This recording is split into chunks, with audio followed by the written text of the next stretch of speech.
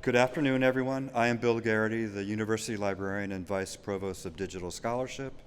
Thank you for being here this afternoon as we celebrate our 2025 Lang Prize winners.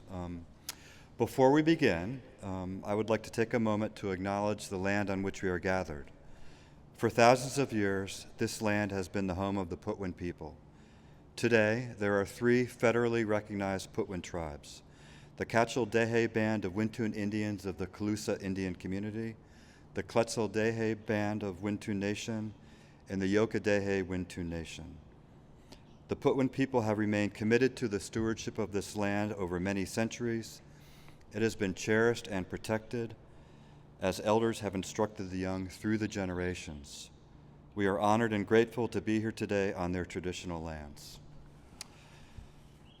The Normal J. Lang Prize for Undergraduate Information Research recognizes students who have made exemplary use of library resources and expertise for a research or a class project.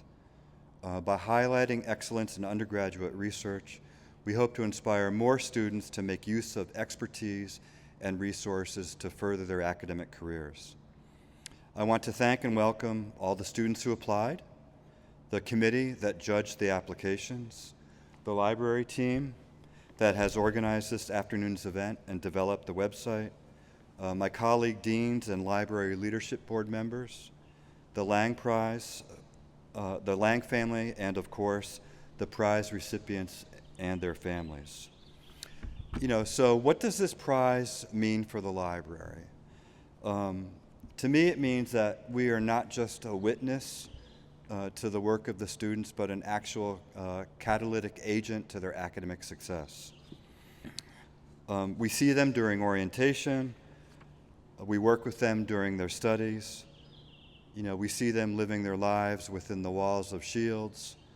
And for most of them, we recognize them for their use of their expertise and resources.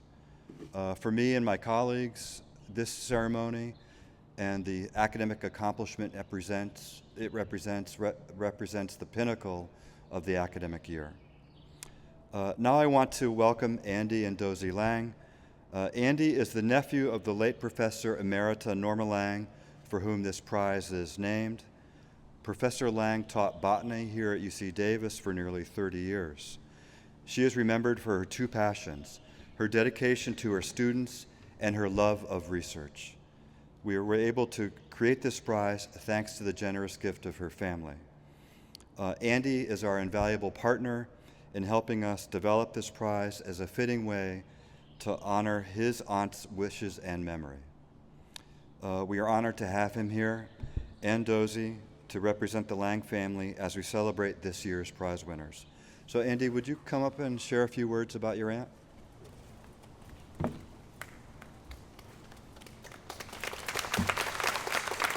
Thank you. Wow, here we are again. This is the 9th year. I would never have envisioned 9 years ago that we would have created such an incredibly successful program and award exercise for the undergraduate students. Thanks to all the participants, even those in the past and those at present. It's great to be here again for this Norma J. Lang Student Research Prize. Special thanks to Bill and the library, the entire staff of the Shields Library, Alicia McManus, Nicole Capdarest, Jessica Nussbaum, Michael Lawrence, Shiromi, and others have done just a wonderful job of making this the success it is.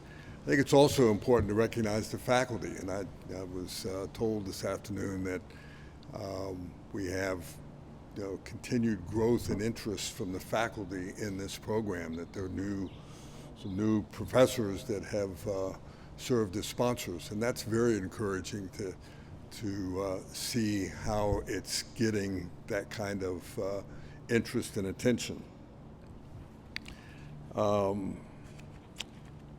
There's no doubt that these faculty and professors, their late colleague, Dr. Lang would be very, very pleased with what they've carried, what all of you all as faculty are carrying on as her legacy.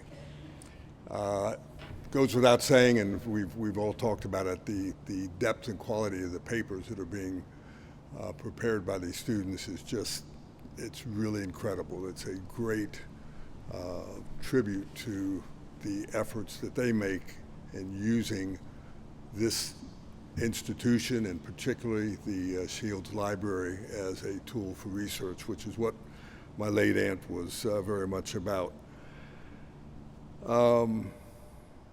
She'd be very pleased and impressed with all these papers presented. I wish she had an opportunity to read them all. As some quick background, and I've repeated this year after year, but I think it's worth noting. She was the younger sister of my father. Her parents, my grandparents, were part of German immigrants that came to this country back in the 1800s as farmers in Texas, and built their future. She worked her way up. So my grandfather was a freight agent for the railroad and worked his way up from Texas up to Ohio. And Norma started out at Bowling Green University, Ohio, and then went to Ohio State University, where she got her degree in botany. She went on to Indiana University, where she got her PhD. And what gives me great pride is then she did postgraduate work at my alma mater at the University of Texas on a recognized inventory of algae that she studied at the university. And then she was recruited by University of California system to come to Davis, where she spent the next 30 years being a renowned professor in her field. She joined the UC faculty here at Davis in 1963. Again, as I said, she spent 30 years. She distinguished herself in teaching and research.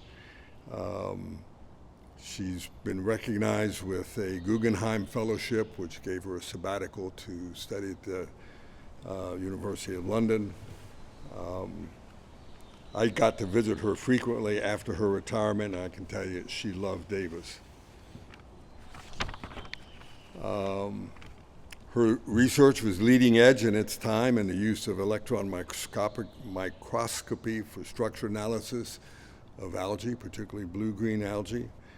And what I would highlight is her love of teaching and working with students.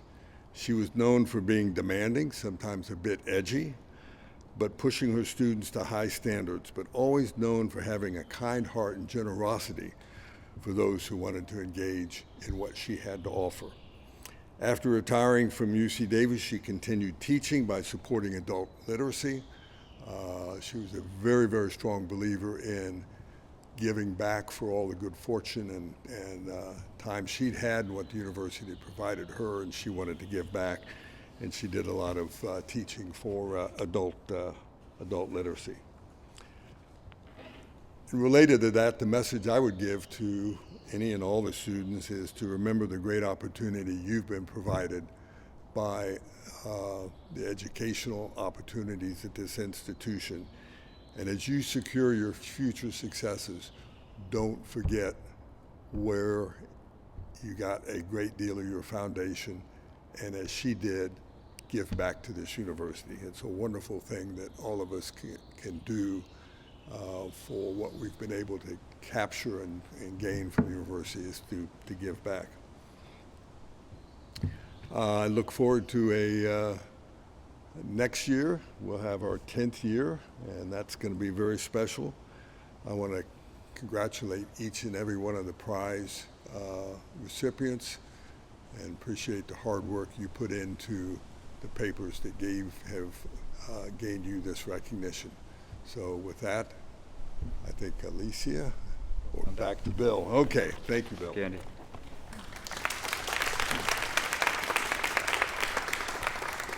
Thank you, Andy. I want to introduce Professor and Associate Vice Provost Joanna Johnson. to offer some campus perspective. Joanna is Associate Vice Provost of the University Writing Center, which supports students at every stage of their writing process. We looked it up. As Professor Johnson said when she took the helm in her new role in 2023, UC Davis is a leader in recognizing the importance of writing across the curriculum and professions. And when you read the applications, it's the brilliance of these students comes across in their writing, so it's very appropriate that you're offering some remarks, Joanna. Can you come up and do that, please? Thank you.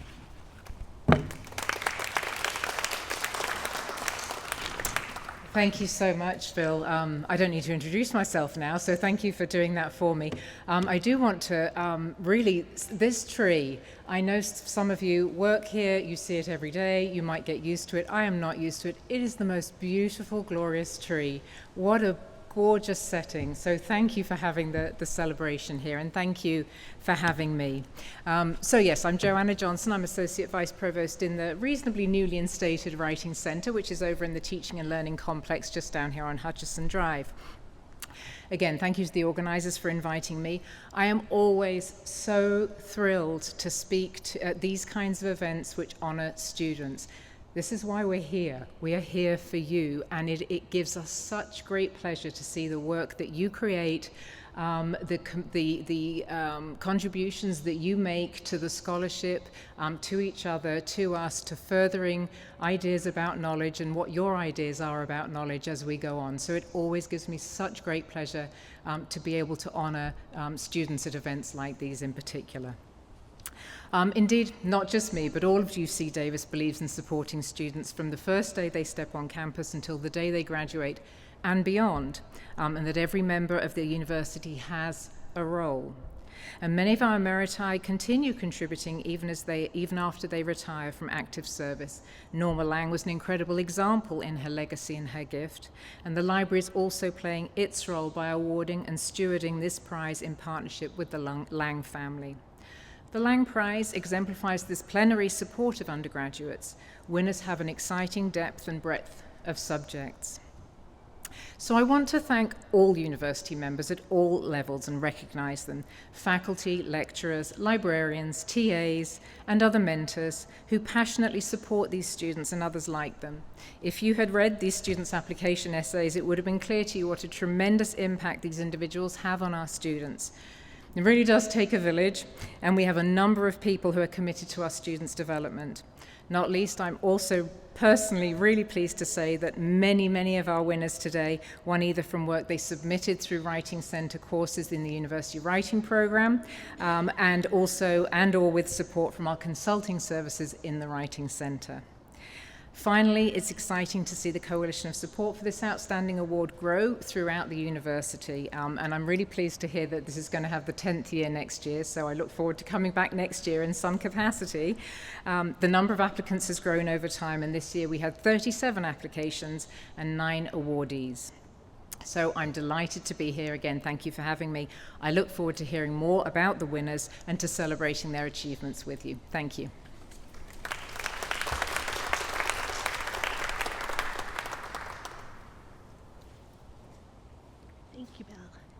Thank you so much, Joanna. Good afternoon, everyone. I'm Elisa McManus, Head of Student Services at the library and the Chair of the Lang Prize for Undergraduate Information Research. Before we hear from our student winners, I want to thank our prize reviewers, many of whom have been with us for past competitions. In particular, I want to recognize a longtime reviewer, Lee Riggs, from Student Services, who is retiring in June. And then also Dr. James Carey is here.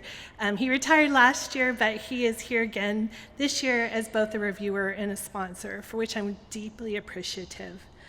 As I read through the reflective essays, I was impressed by how thoughtfully the students approached the library research process, and equally impressed by the different ways that many of the award winners were helped by UC Davis librarians, including Melissa Brown, Sheena Campbell, William Cuthbertson, Eric Fossack, Ruth Gustafson, Qian Liu, and Nancy Wallace. In addition, I gratefully acknowledge the library team who worked on today's event. It's always so lovely. This year, as Joanna mentioned, we received 37 applications with a record-breaking number of 9 winners. I thought last year 8 was going to be the most, but this year we have 9 due to ties in both categories. So thank you so much to the Lang family for your generous gift to recognize these amazing students who use the library to do information research. And now we get to hear from the prize recipients. Each student will give a brief overview of their project, and if you want to know more about the students' projects, you can find them on the library's website. So to begin the award presentation, I'm pleased to present the 3rd place award in Arts, Humanities, and Social Sciences, for which we do have a tie. First, I would like to ask in just a moment Nafisa Khan to come to the podium. Nafisa is majoring in Chicano Studies. Her paper is titled Valley Fever Outcomes, Occurrences, and Occupational Risks in Vulnerable Populations in California and Arizona, a systematically approached review of the literature. Nafisa's sponsor is Dr. Brendan Johnston, a lecturer in the University Writing Program. Nafisa, will you please come to the podium?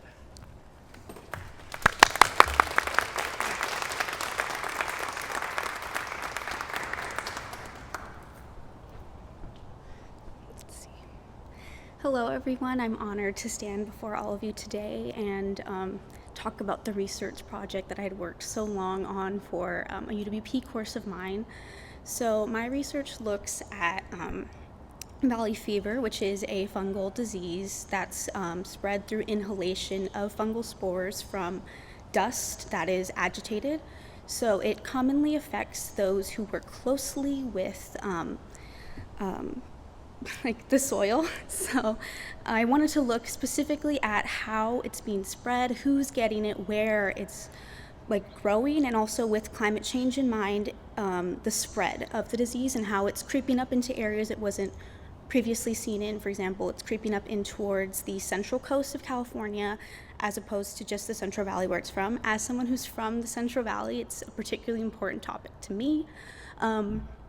I'm sorry, my older sister actually struggles with a rheumatological condition they think it's valley fever. So seeing her struggle, and just watching her go to a doctor and not be told that she was okay, that it was just some sort of a cough or an illness, and just seeing her not be able to get up out of bed and not being able to move, I just wanted to write a paper that people could look at and say, oh, I feel so seen by the work that's being done by undergrads today.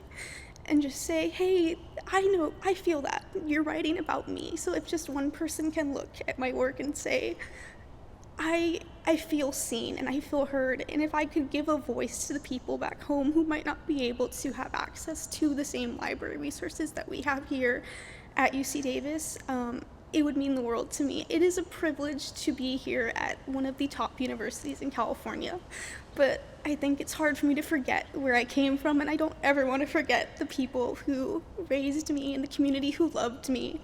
And even today, as I stand before all of you, I'd just like to thank Dr. Librarian Eric Fozak for just staying with me and helping me create a research topic that was important to me. And when I ran into dead ends over and over again, he just said, hey, let's not give up on this. Let's just expand everything. Let's expand our search a little bit more and manipulate the search engines to do work for us, because that's what they're there for. They're tools for us to use. And reframing that as the library having tools and that I was some sort of inventor who was taking advantage of that, it was like a spark in my mind, and I just felt like I could create something. And I'd also like to thank my UWP professor, Dr. Brendan Johnston, for meeting with me after class and setting up one-on-one Zoom meetings so I could discuss just the different parts of my paper. So whether that was an annotated bibliography or just a research prompt, and that all building towards a review of literature at the end of the course, just staying with me as I went through those steps to get through the research process, because it is difficult at first when you don't know what you're doing. And having staff here at the library and here on the university campus who were able to say, hey, it's okay that you don't know what you're doing, let's work through this. So it wasn't them telling me what to do, it was like a journey, like they were walking with me, and I really appreciate that. And lastly, even though my family couldn't make it today due to work and other familial obligation, I want to thank my family in my hometown. My paper is truly like a labor of love. It's filled with my mom's warm hugs and my dad's fruits that he grew in our backyard that he'd give me when I was working on my paper, and all the love that the community has shown me as I wrote this paper for them, and it truly is a gift for them. So I'd just like to thank all of you, and I'd also like to thank the Lang family for making this possible, for giving me a platform to share this research, to share something that's so important to me and my family.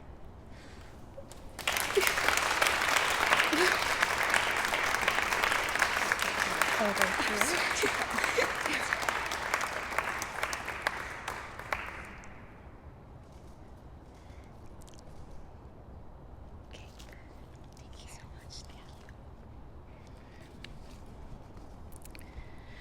Okay. Oh, thanks. So the other third place award in arts, humanities, and I should say I was so moved by this speech. I do want to stop and say congratulations, Nafisa. Yay. The other third place award in arts, humanities, and social sciences goes to Ananya and Jessica. I hope I'm not saying the name wrong. I meant to check with you, Napan? I just want to get it right. Thank you. Who could not be here today. And Anya, a sociology major, wrote about the feminization and racial ethnic diversification of the legal field. Her sponsor is Dr. Erin Hamilton from the sociology department. So I'll move on, and next I present the second place award in the arts, humanities, and social sciences, for which we also have a tie. First, I would like to invite Sophia Hossein-Zada to the podium. Sophia is majoring in history and Spanish. Her paper is titled How the Stevenson Rumor Started, the 1952 Election and Cold War Gender and Sexuality. Sophia's sponsor is Dr. Catherine Olmsted from the history department. Sophia?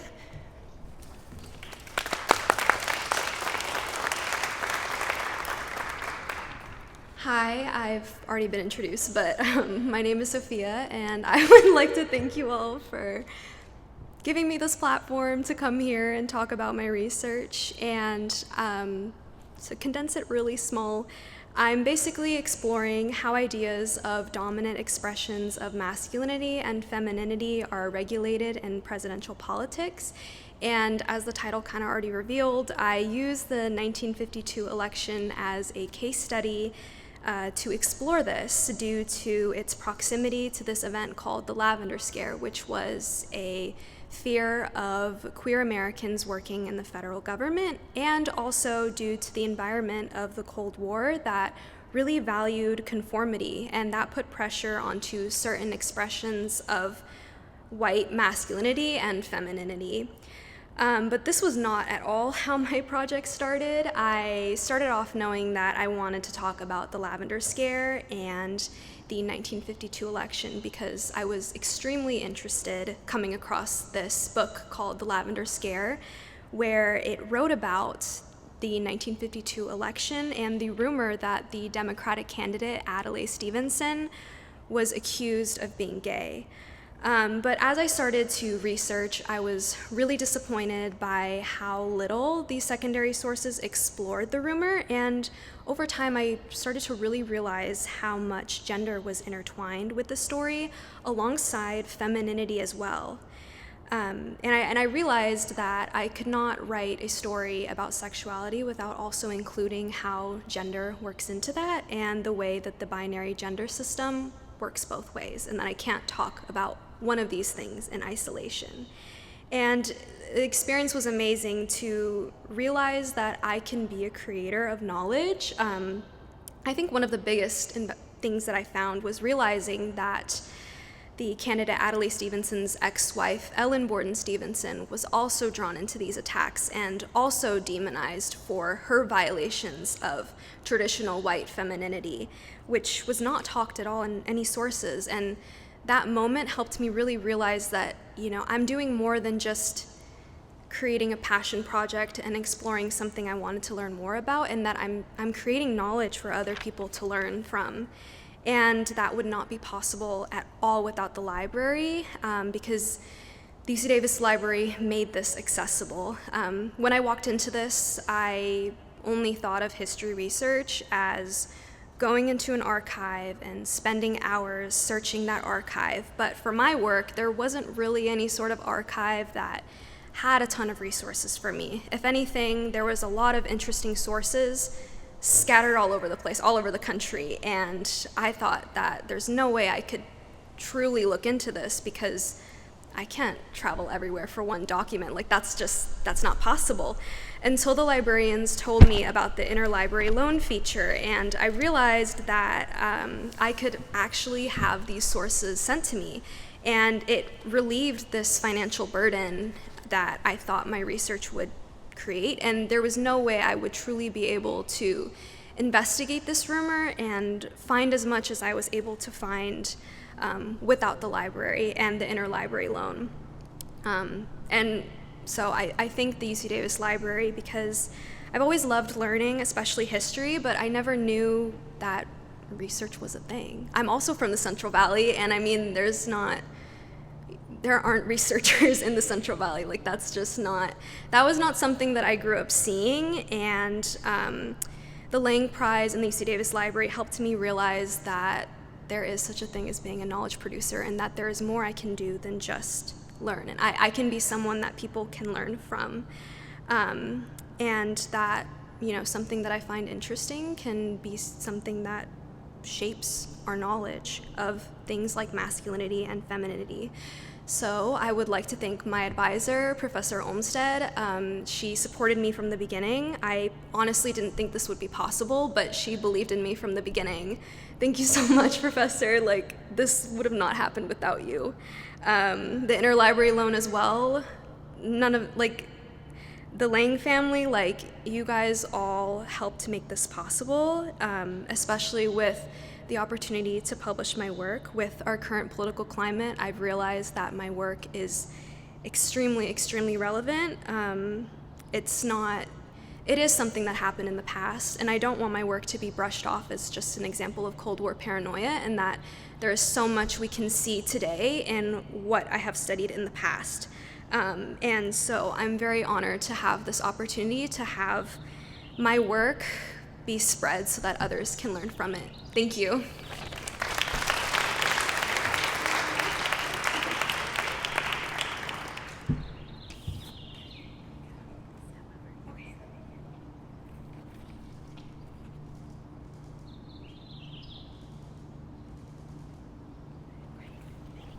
Thank you so much. Congratulations.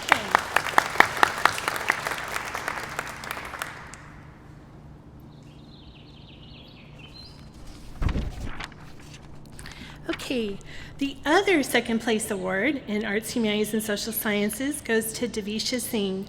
Devisha is a neurology, physiology, and behavior major. In her paper, Clicks, Likes, and Shares, How Online Health Misinformation is Undermining Healthcare and Implications for Medical Professionals, Devisha discusses the factors contributing to misleading health narratives online. Devisha's sponsor, and he was sorry he couldn't be here today, Dr. Scott Herring from the University Writing Program and the Writing Center. Devisha?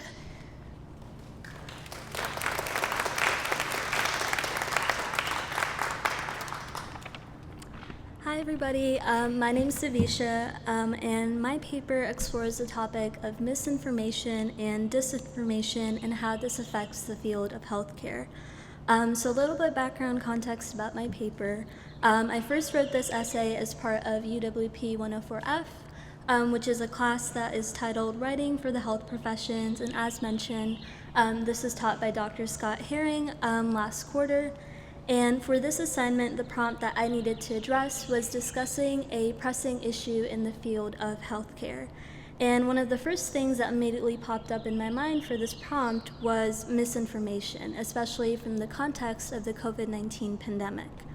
And from writing this paper, I have discovered that health misinformation is not just found in vaccines, but it covers a bunch of different topics such as diabetes, smoking, water safety, and much more. And because this is so complex, this makes it really hard to target this issue on social media. And I also found from this paper that for doctors, misinformation from the pandemic has contributed to burnout, and repeated misinformation makes people less likely to trust public health institutions. So from my research, one solution that I was able to propose to address this issue was providing more training for providers to address this issue.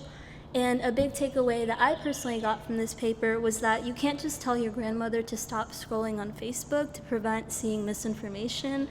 It doesn't really work that way. People are still going to turn to these like online health sources for information.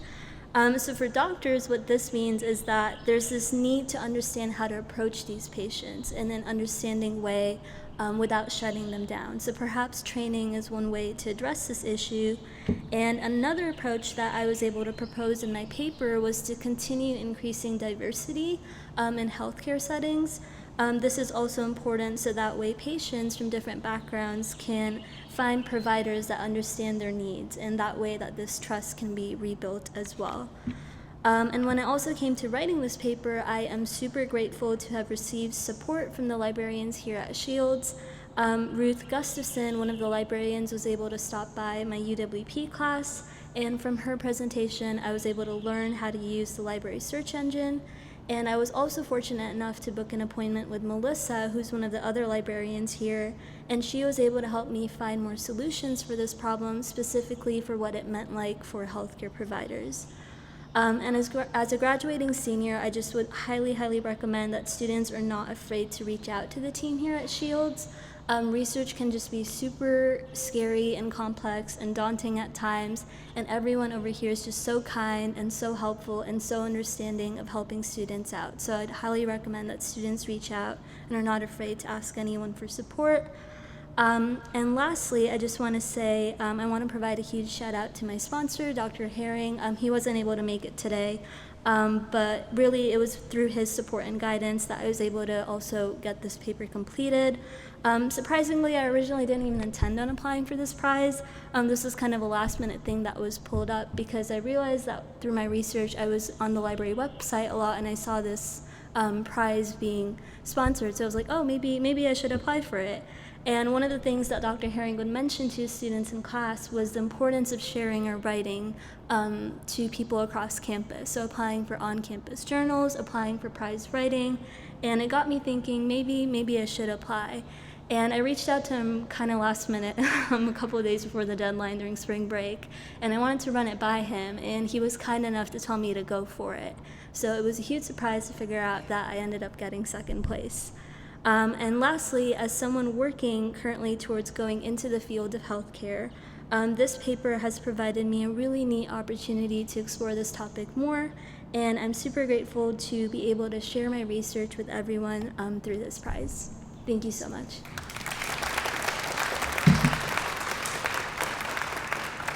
Thank you.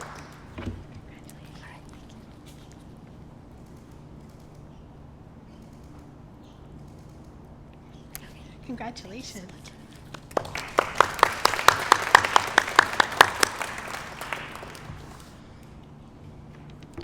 And then, pardon me. Finally, I'm pleased to present the first place award in Arts, Humanities, and Social Sciences to Mariana Perez Sierra.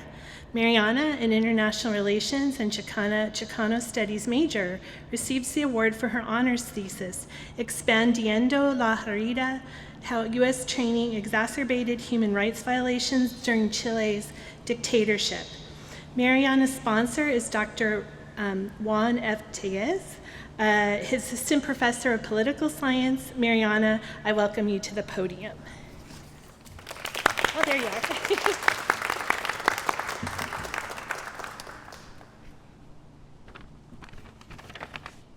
Good afternoon, everyone. First, I'd like to thank the library, my friends and family who are here today, and especially my sponsor, Juan Tellez, and thesis advisor, Ethan Shiner, for the immense writing assistance and support in completing this year-long research project. I would also like to thank the Lang Prize Committee for choosing me as a recipient of this honorable award. It has truly been helpful not only financially, but it has also been a testament to my academic efforts over the course of my undergraduate education. So as for my project, it's an investigation into how U.S. training shaped the human rights abuses carried out by the Chilean security personnel during the Chilean dictatorship, which occurred between 1973 to 1990. As background, the dictatorship was marked by extreme human rights violations committed by the state against its population. And the legacy of the period has left what human rights advocates term an enduring 21st century herida abierta, or an open wound, in Chile, as justice continues to be fought for the families of the disappeared and those affected by the atrocities of this period. Historically, academic literature has minimally covered the particular mechanisms through which U.S. training facilities shape Chilean security personnel behavior. Thus, to fill this gap, I used declassified documents, Chilean reports, and a roster of 60,000 Latin Americans who graduated from the U.S.'s School of the Americas training facility. It is through the support of my thesis advisor and a librarian here, Mr. William Cuthbertson, which I think I see in the back, that I found several U.S. declassified sources. In working with the librarian, I found that the library has access to a U.S. declassified documents online archive and other JSTOR, País Index databases that led me to some of the most critical documents to my investigation. Through the Gale database, I found a document that was titled the 1966 Counterinsurgency Blue Book, which is a 304-page document detailing the training the U.S. offered Latin American countries during the Cold War period. So using these sources, and particularly a CIA training manual and the Chilean VALIC report, I found that 1, the U.S. trained a large number of Chilean officers. 2, U.S. curriculum taught repressive methods that violated human rights under the Universal Declaration of Human Rights. 3, Chilean personnel who committed violations used methods that closely resembled techniques discussed in the U.S. curriculum. And 4, a substantial number of U.S.-trained Chileans are linked to human rights violations. So through this research, I find that there were several mechanisms the U.S. used that further exacerbated the violations during the dictatorship. It raises the urge to continue bringing transparency and accountability to the U.S. for its continued effect on not only Chile and Latin America, but other countries globally. This work has fueled my continued interest and commitment to investigating internal U.S. policies and further examining the human rights effects of U.S.-funded CIA operations across the globe. This research project has allowed me to become an investigator of U.S. declassified documents, building my skills to better advocate for my local communities and to create a platform for their voices and demands. So thank you so much, and it is truly an honor to be here and a privilege, of course.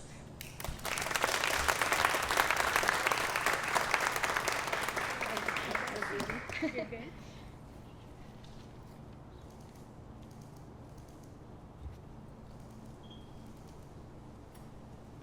Congratulations.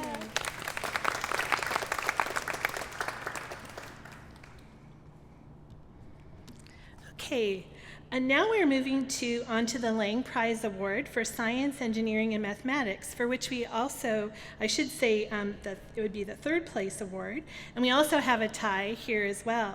So I'm pleased to present Tiana Parsi with the third place award. Tiana is majoring in neurobiology, physiology, and behavior. She wrote a literature review on comparing lifestyle-only interventions with combined medicinal and behavioral approaches in managing polycystic ovarian syndrome, or PCOS. Tiana's sponsor is Dr. Brendan Johnson, who sponsored 2 Lang Prize winners this year. Tiana, will you please come to the podium?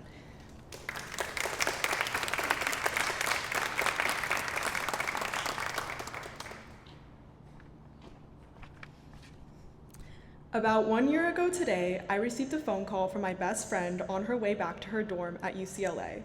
She was telling me how painful her period cramps were that day. I remember saying, "Take some Advil and drink some tea. You'll be fine." The next day, she was rushed into emergency surgery to remove a 12-centimeter ovarian cyst.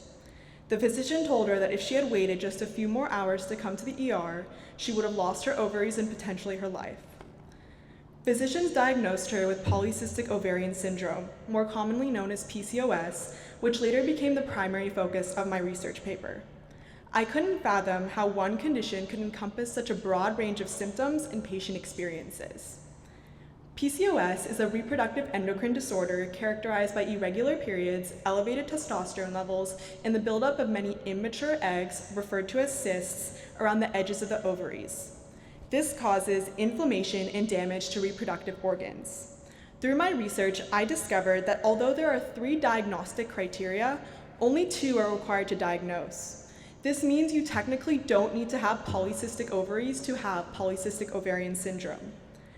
I couldn't understand how a conclusion made in 2003 has not been amended despite the alarmingly high rate of misdiagnosis in women under the age of 25, due whose hormonal fluctuations can mimic PCOS symptoms during puberty. I started to realize that physicians are being used as a scapegoat, when the real problem lies in the lack of research and interest in women's health. So what can we do? As an aspiring physician, I believe the answer starts with education. My research experience inspired me to co-found an organization called HerScope with my friend Zara, who is supporting me in the audience today. Our goal is to lead interactive workshops in local schools to teach about PCOS and other common reproductive endocrine disorders. With that, I'd like to thank my parents and friends in the audience who have unconditionally supported me throughout my academic journey. I'm especially grateful to Dr. Brendan Johnston for introducing me to the plethora of resources available through the UC Davis Library. And lastly, I want to express just how grateful I am to have received the Lang Prize. It means so much to have my work recognized in this way, and I'm so thankful for the opportunity to share a topic I care so deeply about.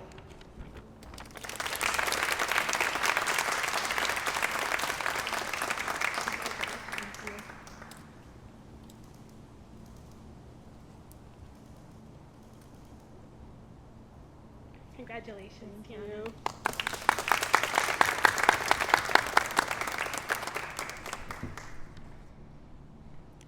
Okay, the other third place award in science, engineering, mathematics goes to Zach Van Vechten, who could not be here today. Zach, an environmental data science major, wrote a paper on stratospheric aerosols, a potential tool for a warming climate.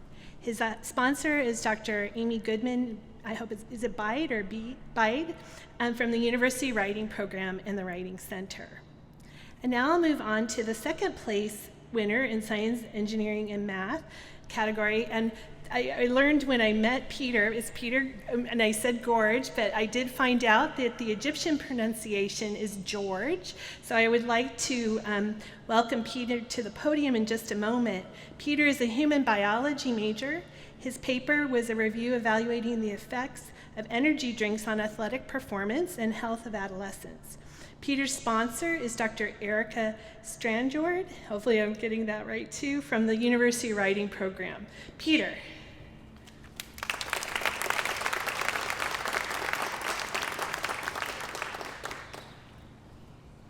Hello everyone. My name is Peter Gorge. I'm a third-year human biology student.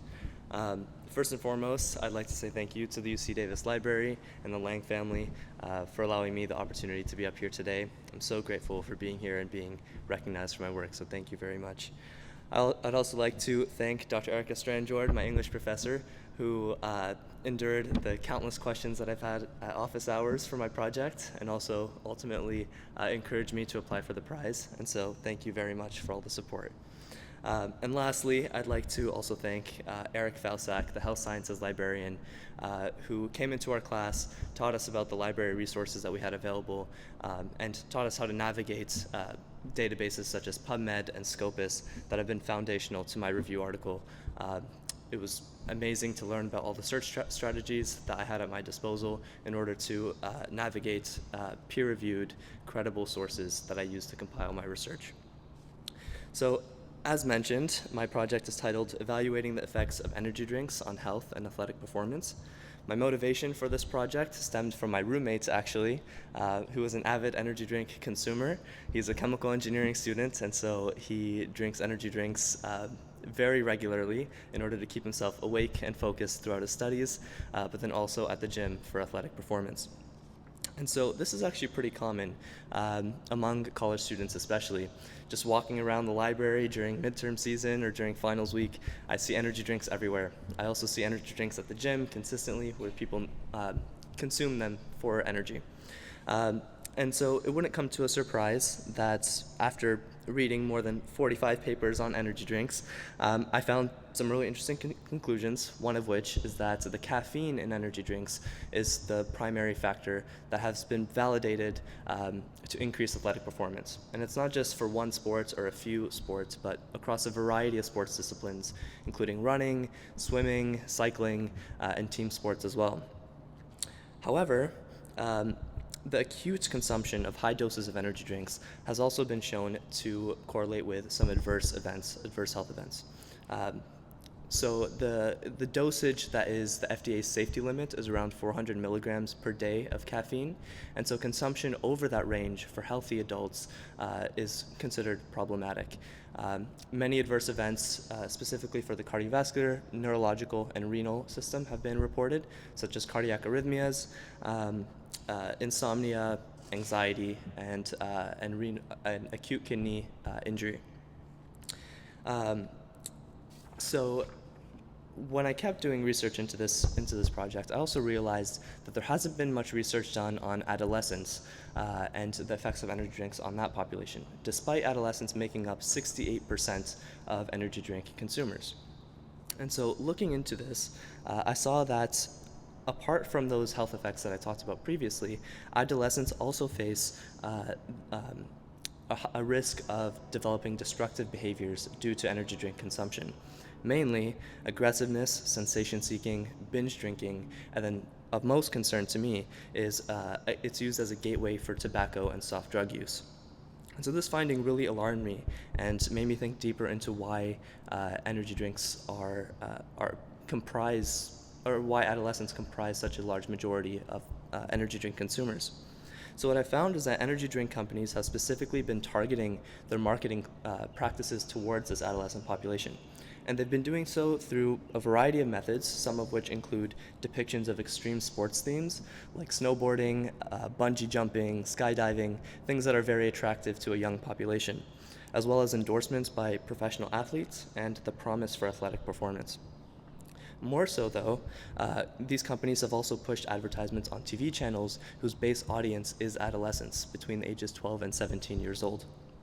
And so, although energy drinks have been validated to improve athletic performance, I hope that my review sheds some light on the negative health effects that energy drinks can build, and I hope that more work like this can support legislative regulation on the sale of energy drinks towards adolescents. And so thanks again for this opportunity and all your supports. I really appreciate the opportunity to be up here today. Thank you.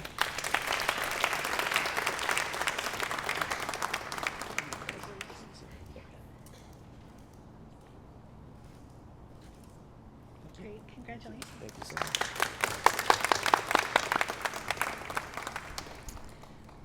Okay, and finally, I am pleased to present Miranda Dotran with first place in Science, Engineering, and Math category.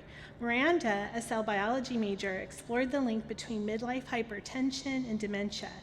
Miranda's sponsor is retired Distinguished Professor James Carey.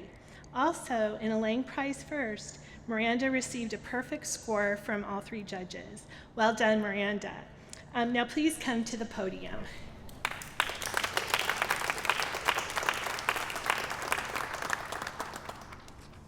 Hello, everyone. I wanted to start by saying just how humbled I am knowing that I'm surrounded by really exceptional students here this evening, and I'm just honored to be included in this mix. So as introduced before, a little bit about my research. My paper explored the relationship between two widely common diseases, midlife hypertension and dementia. So hypertension, otherwise known as high blood pressure, affects about 1 in every 2 Americans. And also, given dementia rates are on the rise, I wanted to ask, could something as widespread and early in life, like hypertension, influence the brain decades later? So I started off almost convinced that there would be a strong, positive relationship between hypertension and dementia. And classic studies like the Framingham Heart Study seem to support that. But as I did more research, as always, this relationship turned out to be anything but. I was just really struck to find that external factors like diabetes, kidney disease, genetics, and smoking didn't just show up in the background, but they actively shaped this relationship. For instance, diabetes and the presence of diabetes and the presence of certain genes raise your risk for both hypertension and dementia. And this makes it hard to tell whether it's hypertension that's truly driving the outcome or just an intermediate condition. Other conditions like kidney disease can be caused by hypertension, but then go on to independently affect cognition. And then you have a whole host of lifestyle factors, smoking, diet, exercise, all interacting with each other. And so if that sounds confusing, that's basically the point. Although my paper is admittedly 12 pages long, the idea is really simple once you break it down, and that is that there's a lot we do know, but there's a lot more we don't. We can't fully pin down the relationship yet because there are so many factors to untangle, and I think recognizing that uncertainty is just as important as trying to solve it. So to make sense of it all, I relied heavily on the UC Davis library. Access to these journals was crucial, of course. There were a lot of details in the methodology and data analysis that you wouldn't otherwise get from just reading the abstract alone. And there was also a vast amount of online databases offered by the library tailored to certain fields, such as psychological tests for dementia, and also many medical encyclopedias, which I had a lot of fun perusing. And more than anything, I think the library really gave me the tools to ask harder questions and really stay curious, even when the answers weren't clear. I think this critical thinking is something that I'll carry into, my future classes, my research, and really maybe even one day into how I care for patients. Because as someone planning to become hopefully a physician scientist in the future, health data can be super messy in the real world. And I've just realized how important it is to consider all the overlapping pieces rather than force a conclusion. Not just to treat symptoms, but ask, why is this happening? Who's being left out of care? And why are the risks for dementia so disproportionate? How can we do better? To end, I just want to thank Shields Library for all of their resources and especially the hidden study spaces that I escaped to when writing this paper. The Lang family for supporting student research across disciplines, and to my mentors, especially Professor Carey, who I see in the crowd here, who I think was the one that really introduced me to the science behind aging and just as importantly, the humanity in it. Thank you.